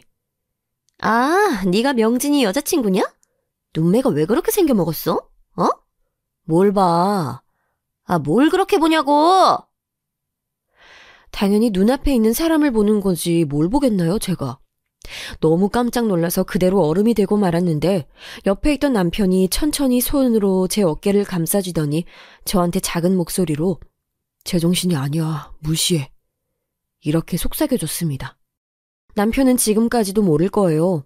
그 순간에 남편이 그렇게 말을 해줌으로써 전 오히려 공포에 질렸었단 사실을 말이죠. 가뜩이나 심상찮아 보이는 시누이였건만 남편이 그런 말을 함으로써 완전히 이상한 사람으로 확정이 지어졌기 때문에 저는 되려 무서워졌던 것이죠. 그래서 제가 어떻게 했을까요? 2번 망설이지 않고 정중하고 예의 바르게 시누이 앞에서 눈을 내리깔았습니다. 공손하게 손까지 모으고는 종종 걸음으로 시누이 곁을 지나쳐갔죠. 흠잡을 것 없이 꼬리를 완벽히 만 저의 모습 때문이었는지 시누이는 영 못마땅하단 눈길을 하곤 있었지만 제게 무어라 트집을 잡진 않았어요. 만약 그때 시누이한테 제가 대들었다면 상황이 어찌 되었을지 조용히 눈을 내리깐 게 최고의 선택이었네요. 저희 집 5남매의 둘째인 제 친정언니도 보통 이상한 성질머리가 아닌데요. 그래서 저는 미친 사람, 특히 그런 여자의 눈빛이 어떤 것인지 잘 알고 있었어요. 그런데 딱 보니까 시누이는 제 친정언니보다 급이 훨씬 높더라고요. 건드리면 피를 보는 건 저였어요. 예의 차리면서 시누이 앞에서 저는 사자 앞에 토끼입니다를 열심히 주장했더니 그게 그럴싸한 결과를 냈어요. 남편도 자기 누나랑은 아예 상종을 안 한다고 그랬었거든요. 차라리 안 부딪히는 게 낫다고요. 남매도 그렇게 지내는 판국인데 굴러들어온 돌인 제가 무려 그 미친 시누이로부터 인정을 받아버린 거예요. 시누이가 시부모님께 그랬어요. 명진이 여자친구 괜찮던데요? 둘이 그냥 결혼하라 그래요. 부잣집 여자 기다리면 뭐 그런 여자가 명진이 좋아해준대요? 미스코리아 같이 예쁜 여자? 그런 여자가 명진이랑 결혼해준대요? 괜히 헛물 켜지 마시고 여자친구랑 결혼하라고 하시죠. 사실은 시부모님께서 저를 별로 마음에 안 들어 하셨거든요. 슬프게도 딱히 이유는 없다고 하셨어요. 전반적으로 저의 조건들이 다 마음에 안 차신 거였으니까요. 그런데 남편이 저 좋다고 결혼하고 싶다고 하니까 시부모님께선 날로 한숨만 더 하시며 당신의 아들의 마음을 돌려놓을 어디 대단한 여자는 없을까 싶어서 이리저리 여자를 수소문하시기까지 하셨습니다. 그런데 그 와중에 갑자기 정말 뜬금없이 시누이가 제 편에 들어버린 거예요. 시부모님께서는 너무 놀라신 나머지 혼절하실 뻔했어요. 다른 누구도 아닌 당신들의 성질 더러운 장녀가 그렇게 말을 한다는 것은 너무나도 의외였거든요. 시누이가 원래도 성질머리를 타고났긴 한데 그렇다고 해서 원래부터 그렇게 지랄 맞진 않았대요. 계기가 있었던 건데요. 바야흐로 시누이가 딱 20살 되던 해의 봄, 시아버지랑 시누이가 정말 살벌하게 싸움을 벌였다고 합니다. 시누이는 자기가 태어나서부터 지금까지 당해온 차별과 모욕에 대해 사과를 받아야겠다면서 시부모님께 대들었었대요. 딸인 자기한테 동생들을 다 돌보라고 시키면서 사실상 식모 역할을 부담하게 했던 것이 너무나도 화가 난다면서요. 특히나 가부장적이신 부분이 지나치셨던 시아버지는 시누이와 그 이전부터도 관계가 좀 냉랭했다고 하죠. 막 성인이 된 시누이가 날 잡고 따지니까 시아버지께서도 머리끝까지 화가 나셨고 남편의 증언에 따르자면 그날 누구 하나는 죽겠구나 싶었다고 합니다. 빌어먹을 계집년부터 시작해서 시아버지께서는 차마 입에 담기도 민망하고 꺼려지는 별별 욕들을 시누이에게 퍼부으셨대요. 손까지 올리셨고요. 이게 1차 사건이었는데 2차 사건은 그 이후에 일어났습니다. 시부모님의 지인분께서 중매를 서주셨대요. 시누이의 결혼 상대를 말이죠. 자기 동의 없이 일이 진행된 것에 분노한 시누이는 얼마 후에 자기가 좋아하는 사람은 따로 있다면서 웬 남자를 집으로 데려왔대요. 시아버지께서는 근본 없는 저런 기생오라비 새끼를 당신의 사위로 절대 삼지 않으시겠다며 노발대발하셨고 시어머니께서는 머리에 천을 두르고선 드러누우셨다고 하네요. 시누이는 그 남자가 아니면 무조건 결혼 안 하겠다고 맞섰고요. 그래서 남편은 시누이가 그 남자랑 결혼하게 될 줄로 생각했대요. 그런데 이게 웬일인가요? 알고 보니까 그 남자한테는 복잡한 여자 관계가 존재했어요. 이게 밝혀지는 바람에 결혼 직전에 다 엎어졌죠. 그리고서는 결국에는 시누이가 시부모님께서 강하게 종용하셨던 상대와 결혼을 하게 됐는데요. 시누이는 시간이 갈수록 자꾸만 이것에 대해서 앙금이 커져갔던 거예요. 모르겠어요. 그걸 빌미를 삼아서 그저 나를 세웠던 것일 수도 있고요. 화를 내고는 싶은데 적절한 핑계가 없으니까 뭐 하나 건수 잡는 거. 뭔지 아시나요? 딱 그런 느낌이었던 것 같아요. 결혼 후에 시누이는 곱비 풀려서 완전히 지랄대장이 되어버렸고 하지만 가장 큰 복병은 시댁의 진짜 문제는 시누이가 아니라 시동생이었다는 게 놀라운 이야기죠. 시동생이 말이죠. 결혼하겠다고 여자를 대뜸 데려왔어요. 고아원 출신의 여자를 말이에요. 시부모님께서는 거의 발작 수준으로 기함하시며 거품을 무셨네요. 너 이 자식이 기껏 키워놨더니 부모 가슴에 이토록 대못을 박아. 내가 너를 용서할 줄 알아. 넌 이제부터 내 자식이 아니다. 시아버지의 그 대쪽 같은 성정에 그 상황이 용납이 됐겠나요? 어불성설이었답니다. 폭주하는 시아버지를 아무도 말릴 수 없었어요. 시동생은 묵묵하게 그 비난을 듣고 있었고요. 그 모습에 당신의 가슴을 치시던 시어머니께서는 돌연 눈빛을 사납게 하시더니 시동생이 데려온 여자의 뺨을 후려치셨어요. 거센 짝 소리가 울려 퍼졌고요. 잠자코 있었던 시동생이 난리를 치면서 왜 이 사람 때리냐고, 엄마가 뭔데 이 사람을 때리냐고 눈 돌아가서 소리 질렀어요. 그러자 시아버지께서는 목에 핏대까지 세우시며 막내 아들이라고 아껴마지 않았더니 알고 보니 자식을 잘못 키웠다면서 불호령을 치셨고요. 시어머니께서는 씩씩거리시다가 도저히 분이 안 풀리셨는지 손을 또 번쩍 올리셨는데 그러자마자 그 여자가 반사적으로 자기 배를 손으로 감싸쥐었어요. 뺨을 칠 기세인데 배를 보호하다니요. 이건 이상하잖아요. 시어머니께서는 즉시 당신이 지금 예상한 게 맞냐면서 떨리는 목소리를 내셨죠. 아직 모르는데요. 제 생각에는 임신인 것 같습니다. 확인을 안 해봐서 정확하지는 않지만. 뭐야? 이 불려시 같은 게 지금 뭐라고 짓거리는 거야? 설마 지금 임신을 빌미로 허락을 받아내려던 건 아니었겠지? 머리가 어지러우셨는지 시어머니께서 잠시 휘청거리시며 물어보셨는데 시동생이 그러면 안 되냐고 되물었어요. 시부모님께서는 말문이 막히신 채 비통한 한숨만 동시에 내쉬셨죠. 그날 그걸로 끝이 났던 게 아니라 시누이랑 시동생이 엄청 싸웠어요. 어찌 보자면 시부모님과의 대치보다 이쪽이 더 극단적이었네요. 시누이가 너 미쳤냐면서 왜 그따위로 행실하고 사냐면서 시동생한테 엄청 잔소리를 퍼부었거든요. 그랬더니 시동생이 울컥하면서 본인이나 잘하라고 시누이를 향해 일침을 가했습니다. 본인 결혼 망쳤으니까 내 결혼도 망쳤으면 해서 이러는 거야? 누나, 정말 추하고 못났다. 원하는 사람하고 결혼 못한 불행 본인만 겪었으면 됐지 왜 그걸 동생한테까지 물려주고 싶어서 안달이 났어. 이게 남매 간의 우애라고 할 수 있어? 누나는 원하지 않았던 결혼을 한 일 때문에 지금까지 화가 나 있는 모양인데 그 화를 나한테 풀지 말아주라. 제발 부탁이니까. 그건 함부로 건드려선 안 될 영역이었거든요. 시동생이 그때 많이 흥분해 있었던 건지 정말 시누이를 향해 별별 말을 다 했고 온갖 상처를 다 헤집어놨어요. 그러자 시누이가 어떻게 반응을 했겠나요? 가만히 다 들어주고 그렇구나 하면 그게 시누이가 아니죠. 시동생은 건장한 남성이었지만 그런 조건으로 시누이를 이길 수 있는 건 아니었어요. 시누이가 여간 지랄 맞은 게 아니어야 말이죠. 시누이가 손에 집히는 것부터 다 시동생한테 집어 던졌습니다. 빗자루부터 책까지 각양각색이었어요. 소란에 나와보신 시부모님께서는 탄식하셨고 시동생이 데려온 그 여자는 완전히 혼이 빠져버렸고 남편이랑 사활을 다하며 남매의 개싸움을 중재했죠. 기껏 떨어뜨려 놓았더니만 모두가 방심한 틈을 타서 시누이가 떨어진 거리만큼을 달려가더니 시동생한테 날라차기를 했어요. 바닥에 나뒹군 시동생을 보면서 시어머니께선 비명을 지르셨고요. 진짜 아수라장이 따로 없었네요. 그때가 바로 시누이와 시동생 두 사람 남매 간의 우애가 완전히 박살나버리는 순간이었죠.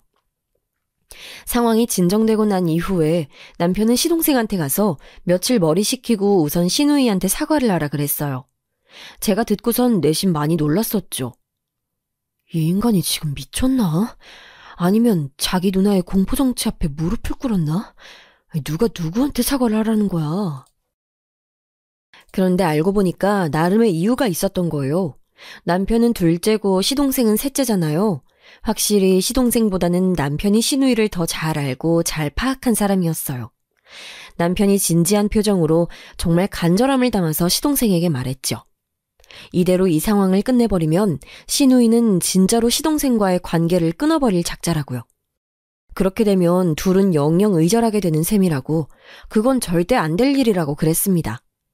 자기가 분명히 알고 있는데 시누이는 이제 시동생을 자기 동생이라고 생각도 안 하고 비정하게 선 긋고 남이라 여기고도 남을 사람이니까 무조건 시동생이 신용이 남아 시누이한테 사과해야 한다고 남편이 계속해서 말했어요.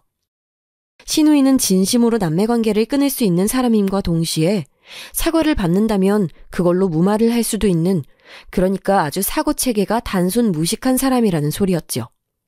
과도할 정도로 기면 기고 아니면 아닌 사람 말이에요. 차분히 남편의 주장을 다 듣고 보니까 일리가 있더라고요.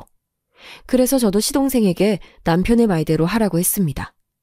하지만 그런 저희 부부를 막아선 존재가 있었으니 바로 시동생이 결혼하겠다고 데리고 온 여자였죠. 아무리 듣기 싫은 얘기를 들었다고 해도 그렇지, 자기 동생인데 누나라는 사람이, 집안에 장녀라는 사람이 어떻게 그럴 수가 있어요? 동생의 실책을 너그러이 감싸주는 게 누나의 역할이잖아요. 그런데 그렇게나 길길이 날뛰면서 자기 막내 동생을 두들겨 패놓다니, 그런 목대 먹은 성질머리는 처음 봤어요. 어떻게 그런 사람이 있나 싶네요. 제가 자란 열악한 환경의 고아원에서도 그렇게 막 나가는 사람은 없었어요. 정말 충격적이에요. 이런 상황에서 동생이 누나한테 사과를 해야 한다뇨? 윗사람이 먼저 모범을 보이는 게 맞죠? 당연히 누나가 동생한테 사과를 해야 하는 상황입니다. 그러니까 말도 안 되는 욕은 하지 말아주세요.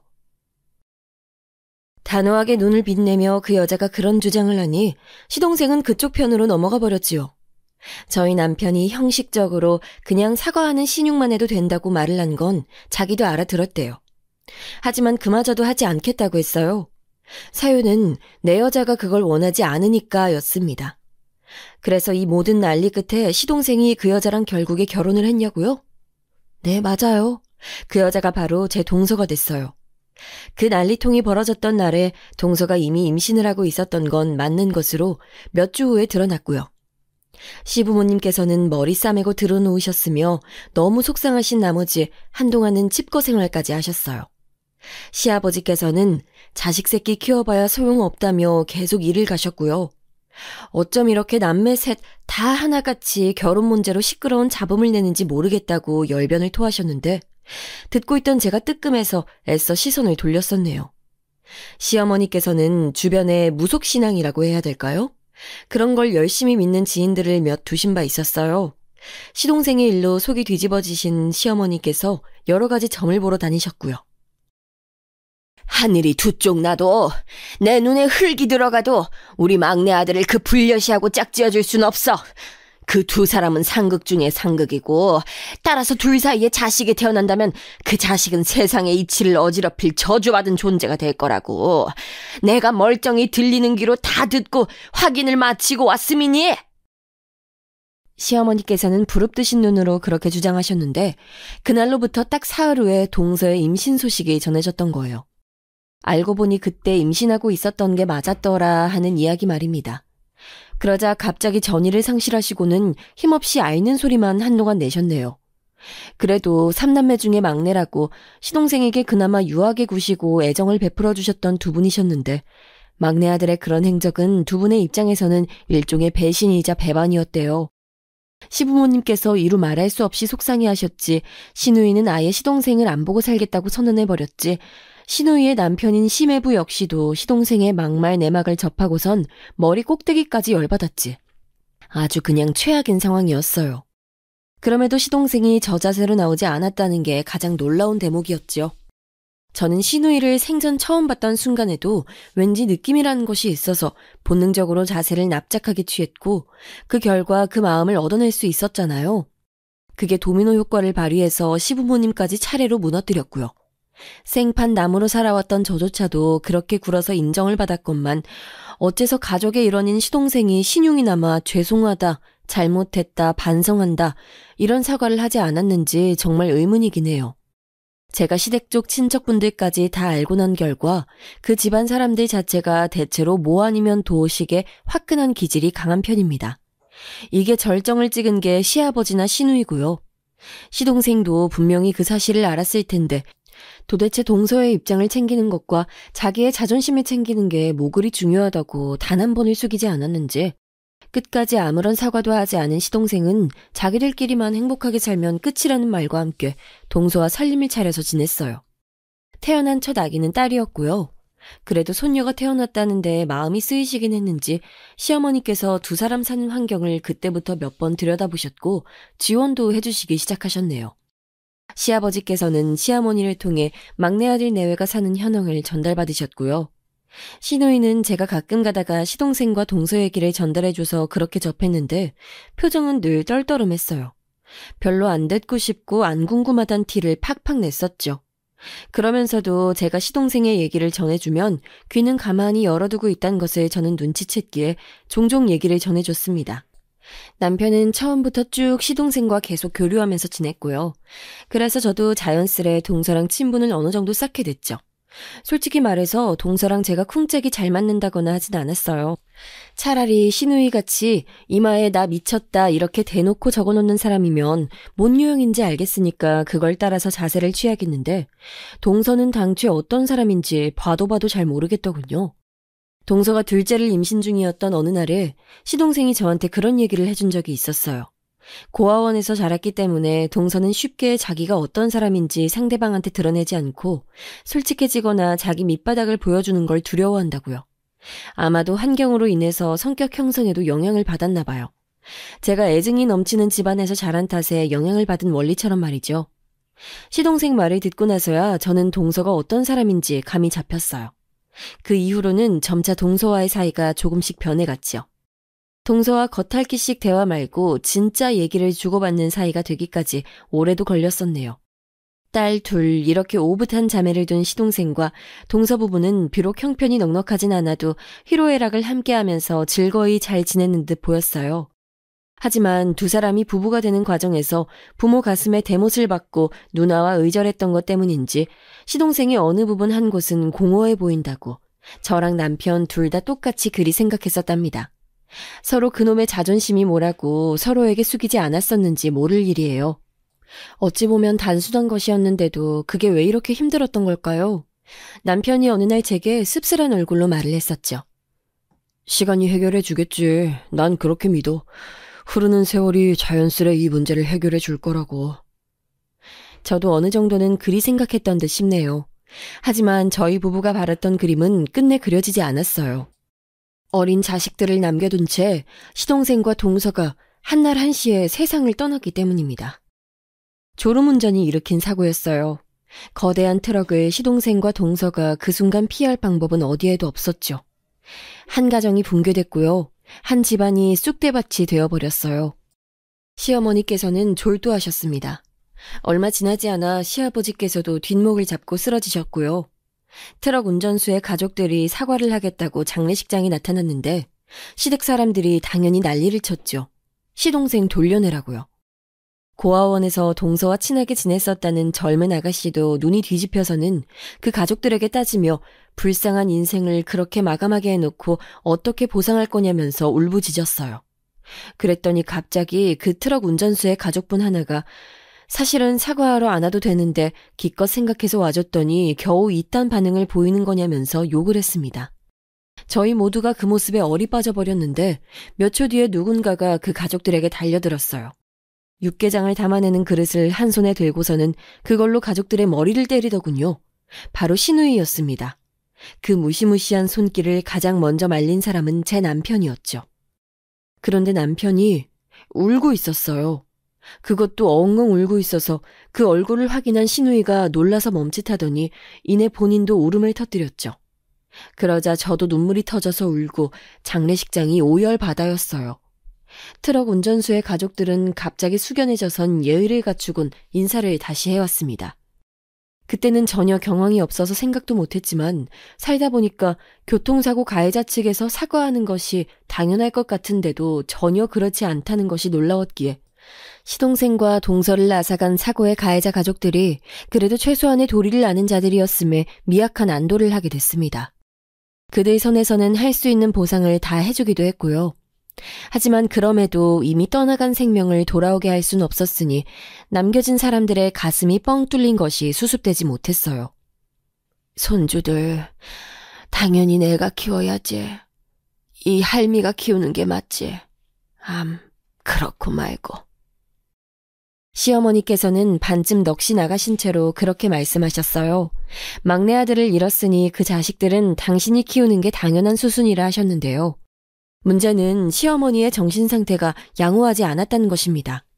시아버지께서는 아예 병원 신세를 지고 계셨어요. 설상가상으로 시부모님 두 분은 서로를 원망하셨습니다. 어쨌든 시어머니께서 간곡히 원하시기에 애들을 시댁으로 보냈어요. 하지만 얼마 못 가서 그 생활이 깨졌죠. 정신 상태가 불안하셨던 시어머니께서는 애들을 보시면서 그래, 내가 그 불려씨를 그때 쳐냈어야 돼. 어떻게든 쳐냈으면 일이 이렇게 안 됐어. 저 요망한 것들은 그런데 어쩜 저렇게 불려씨를 닮았을까? 혹시 그년이 딴 놈이랑 눈 맞아서 다른 씨를 품어왔던 건 아니야? 응?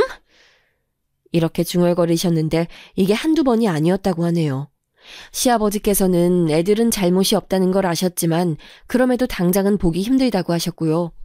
그때 시누이가 충격적인 의견을 내놨어요. 우리 집안에서 쟤네 못 키워. 이제 와서 하는 말이지만 나는 내 막내 동생한테 부인도 아이들이 없다고 생각하면서 살아온 사람이야. 나는 결혼하기 이전에 내 막내 동생밖에 몰라. 그 이후의 삶은 내가 받아들인 적 없어. 그러니까 저것들이 우리 집안 애들이라고 난 생각 안 해. 고아원 출신 엄마한테서 난 애들이니까 똑같이 그렇게 살도록 삶을 물려주면 되겠네. 엄마도 잘 생각해봐. 그 거지 같은 인연을 만나지만 않았어도 우리 집 막내 아직 살아있었어. 이게 다 고아원 출신의 근본 없는 여자 때문이고 쓸데없이 태어난 애새끼들 때문이야. 정신 나간 시누이의 발언은 정신이 쇠약해져 있었던 시어머니께 어느 정도 먹혀들고 말았어요. 가슴에 진 응어리, 오갈 곳 없는 분노가 형태를 갖추더니 아이들을 향하고 말았던 것이죠. 이 사태를 어쩌면 좋을까 싶었네요. 저는 딸을 낳은 이후 둘째를 임신했다가 유산한 아픔을 간직하고 있었어요. 스트레스를 많이 받아서 하혈을 몇 번 했었는데 제가 그게 심각한 건지 어쩐 건지도 모르고 넘겼다가 그렇게 됐어요. 유산 이후로 저는 한동안 너무 힘들어했고 제가 둘째를 임신했던 시기에 저 혼자 첫째를 돌보며 독박 육아와 집안일을 다 했고 시댁을 챙겼으며 또한 시동생 동서 쪽도 신경을 써줬고 친정에 복잡한 일이 연달아 터졌는데 이걸 오롯이 감내하고 있었는데요. 이 시기에 남편은 회사 내에서 부서 이동을 한 후 심란하다는 이유로 저를 방치했어요. 저는 워낙 어렸을 때부터 사랑받지 못하는 역할에 익숙한 바 있었기 때문에 남편에게 조르지 않았고요. 그 결과가 제 유산이었고 유산 후에는 우울증이었죠. 속이 문드러져 있었는데도 저는 아무렇지 않은 척 애를 쓰기까지 했어요. 저희 딸 앞에서 엄마로서 나약한 모습을 보여줄 수는 없었으니까요. 저의 이 외로운 시간들을 남편도 다 알고 있었습니다. 하지만 그걸 다 안다고 인정해버리면 자기 잘못이 너무 크게 돌아오기 때문에 차마 쉽사리 먼저 화두를 꺼내지 못한 채 남편은 속으로 이걸 조용히 눌러두고 있었어요. 저를 향한 죄책감을 지닌 채로 그걸 다 풀어내지도 못한 채로 남편은 저에게 정말 어려운 이야기를 꺼내고자 입을 열었습니다. 애들, 우리가 정말 미안한데 우리가 키우면 안 될까? 그러면 안 될까? 그 말을 듣자마자 제가 고개부터 돌렸고 남편에게 등을 보이고 섰습니다. 사실은 예감하고 있었을지도 몰라요. 시부모님께서 애들에게 거부 반응을 보이시게 된 이상 분노의 방향을 조절하지 못하는 시누이가 애들에게 모진 소리까지 쏟아낸 상황까지 온 이상 어쩌면 남은 선택지는 저희 부부밖에 없을지도 모른다고 말이에요. 그러나 저는 그걸 알면서도 내심 아니었으면 좋겠다라는 생각으로 외면하고도 싶었던 것 같네요. 남편한테 말했어요. 생각 안 해본 건 아니지만 자신이 없기 때문에 말을 먼저 안 꺼낸 거라고요. 애들을 마음속으로 진심으로 아끼며 사랑하고 있으나 그게 자식처럼 앞으로 책임지고 키워낼 수 있다는 것과 동의어는 아니라고 말입니다. 저는 차마 남편 쪽을 바라보진 못한 채 애들을 그것도 2명 다 우리가 키우고자 끝까지 주장한다면 저는 이혼을 할 수밖에 없다고 말을 해버렸네요. 하지만 제 그릇은 거기까지였기에 그럴 수밖에 없었어요. 남편은 아무 소리도 못 내고 조용히 울었습니다. 저는 이튿날 시댁에 가서 시어머니와 상의를 했고요. 역시나 시어머니께서는 애들을 키워야 한다면 키울 수 있지만 당신의 정신 상태가 스스로도 의심스러울 지경이 되었기에 두렵다고 하셨어요. 시누이와 시매부에게 의견을 재차 확인해봤는데 두 사람은 애들을 맡을 바엔 차라리 온 집안 식구들과 인연 끊고 살겠다며 강경하게 나왔습니다. 그런 마당인데 애들은 저를 보자 반가워했어요. 애들이 어른보다 진실에 민감합니다. 자기 싫어하는지 좋아하는지 기가 막히게 알아맞혀요. 그래서 시댁에 머무르고 있는 게 불편한 모양이었어요. 제 마음이 정말 이루 말할 수 없이 복잡했죠. 그리고 그날 밤 기어이 남편이 제 발치 아래에 무릎을 꿇었습니다. 여보, 내가 죽일 놈이야. 내가 다 잘못했어. 내가 미안하다. 그런데 딱 한 번만 더 미안한 말 할게. 우리가 애들 키우면 안 될까? 내가 이걸 마지막으로 2번 다시는 살면서 여보한테 그 어떤 부탁도 하지 않을게. 맹세할게. 남편이 눈물을 연신 훔치며 말을 했고 저는 굳이 이렇게 애들을 둘 다 안고 가려는 이유가 뭔지 물어봤어요. 그제서야 남편이 자기 속내를 밝히더군요. 그간 계속 마음이 불편했대요. 사실은 시동생을 시부모님과 진작에 화해시킬 수 있는 능력이 본인에게 있음을 스스로가 알았다고 합니다. 그런데 그러고 싶지 않아서 번거로워서 이래야 부모님과 동생 모두 나에게 전적으로 의지하니까 하는 이유로 그렇게 하지 않고 차일피일 미루며 세월을 보냈다는 거예요. 그런데 시동생이 허망하게 떠나버렸으니 남편은 미칠 듯한 후회에 시달리는 중이었죠. 남편은 저에게 미안한 부분 역시도 앞으로 미래를 함께 헤쳐나가며 갚아나가겠다고 했습니다. 이렇게 축약을 했지만 그때 남편이 저한테 거의 1시간 넘게 혼자 말을 했어요. 그 속 안에 정말 많은 생각들이 들어있었더군요. 어쩌겠나요. 이미 제 눈에도 애들의 모습이 아른거리고 있었던 것을요. 저희 딸에게 먼저 양해를 구했어요. 사촌들하고 앞으로 같이 살게 될 것 같다고 다 설명을 했습니다. 그랬더니 딸이 그러더라고요. 우리 집이 아니면 그 둘이 편하게 있을 곳도 없는데 그럼 어떡하겠냐고요. 저희 딸 너무나도 시큰둥하게 말을 해서 저희 부부를 놀라게 했네요. 그래서 애들을 키우게 됐답니다. 시조카가 차례로 태어날 때까지만 해도 설마 이런 앞날이 예비되어 있을 거라곤 상상도 못했는데 말이죠. 시아버지께서는 이듬해 뇌졸중으로 쓰러지셔서 건강이 더 많이 상하셨고요. 시어머니께서 전적으로 붙어 계시게 됐죠.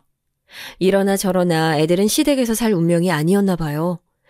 저희 부부가 애들을 맡은 이후로 신우이랑은 대면대면했네요. 거의 5년 정도를 그렇게 지냈던 것 같아요. 남편이라면 모를까 제 입장에서는 피 한 방울 안 섞인 시조카 2명을 제 친자식과 함께 키우는 일은 각오했던 것보다 더한 고행길이었어요. 특히 애들 사춘기 때요. 정말 과장 하나 섞지 않고 매일 눈물 마를 날이 없었네요. 그 정도로 힘들었어요. 애들을 키우기로 했던 순간부터 저희 부부에게 사실상 둘째는 없다가 된 것이나 다름없었기에 당연히 제가 둘째는 낳지 않았고요. 시조카 2명이 저희 집 둘째이자 셋째가 되었네요. 공평하고 공정하게 키웠음에도 한때는 둘 다 엇나가는 바람에 사람 피를 말렸어요. 저희 딸이 첫째이기에 가장 먼저 누릴 수 있는 것을 가지고도 애들은 화를 냈고 오해를 해댔어요. 자기들이 진짜 딸이 아니라 조카이기 때문에 차별하는 거라고 말이죠. 둘째는 고등학교 1학년이던 때 신우이랑 머리채 잡고 싸웠어요. 둘째가 그러더군요. 나 끔찍하게 싫어했던 거 다 기억한다고 말이죠. 고모한테 대든 둘째나 조카랑 치고받고 싸운 신우이나 정말 대단했네요. 셋째는 중학교 3학년 때 가출까지 했습니다. 이유요?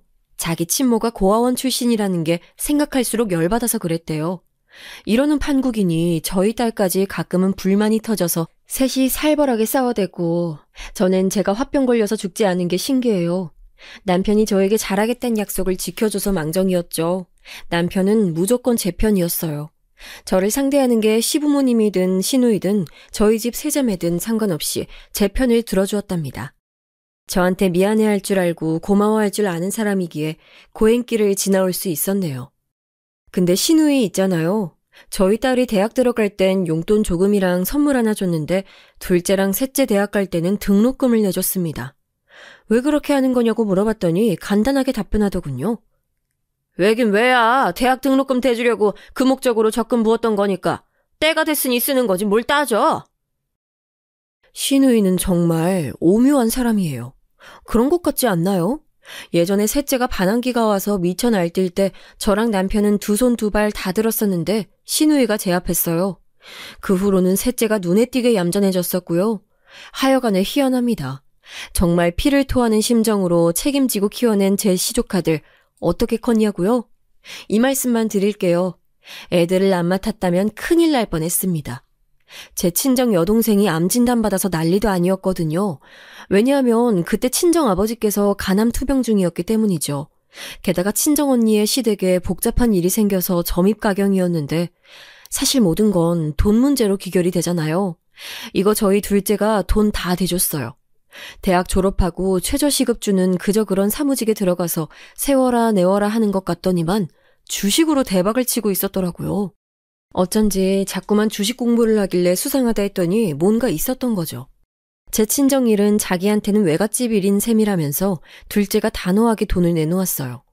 저희 첫째가 조금 이른 축에 속하는 나이에 결혼을 했는데 둘째가 혼수장만 다 해줬어요. 언니가 결혼하는데 형편되는 동생이 돈 내놓는 건 당연하대요. 저랑 남편의 말문을 막히게 만들었죠. 셋째는 대학 졸업 후에 하라는 취업은 안 하고 자꾸 놀러 다니면서 저를 걱정시키더니 대뜸 작곡가가 됐어요. 여러분, 전 세계적인 인기라는 우리나라 남자 아이돌 그룹 BTS 들어보셨죠? 그런 그룹처럼 우리나라 아이돌이 엄청난 인기인데요. 셋째는 아이돌한테 곡 주는 작곡가 모임에 속해 있어요. 곡 정보를 보면 작곡가 목록에 3명, 5명 이렇게 여러 명 있을 때가 있는데 셋째의 작곡가명이 거기서 확인이 됩니다. 돈도 잘 벌 뿐더러 자기 분야에서 두각을 드러내고 있으니까 보통 대단한 게 아니에요. 솔직히 제가 보기엔 혹시 천재 아닌가 싶더군요. 어디 가서 셋째 얘기 꺼내면 다들 눈이 초롱초롱해져요. 어쩜 그렇게 대단한 딸을 뒀냐면서 누구나 부러워하고요. 저희 부부의 길을 팍팍 살려주는 존재입니다. 둘째의 과감함, 통찰력이나 셋째의 예술적인 재능은 도저히 시댁 집안에서는 찾아볼 수가 없거든요. 남편도 그렇게 생각한대요. 이건 애들이 친탁을 한 게 절대 아니라고요. 그렇다면 외탁이라는 건데 저는 가끔 하늘나라에 있는 동서한테 이런 질문을 날립니다. 동서, 나한테만 살짝 알려주면 안 될까? 동서는 정말로 뭐 하던 사람이었어? 이제 보니까 고아원에 버려졌지만 친부모가 어떤 사람이었는지 기억은 다 하고 있다 그랬었잖아. 도대체 뭐 하던 집안의 자식이었어? 내 꿈에 나와서 나한테만 알려줘봐. 그리고 내가 동서 애들 잘 키워낸 것에 대해 어떻게 생각하는지도 말 좀 해주고. 인고의 시간을 견디며 애들을 키워내긴 했는데요. 그것 이상으로 수십 배, 수백 배, 아니 그보다 더한 보답을 제가 애들한테 돌려받으면서 사는 중이라 황송할 때도 있답니다.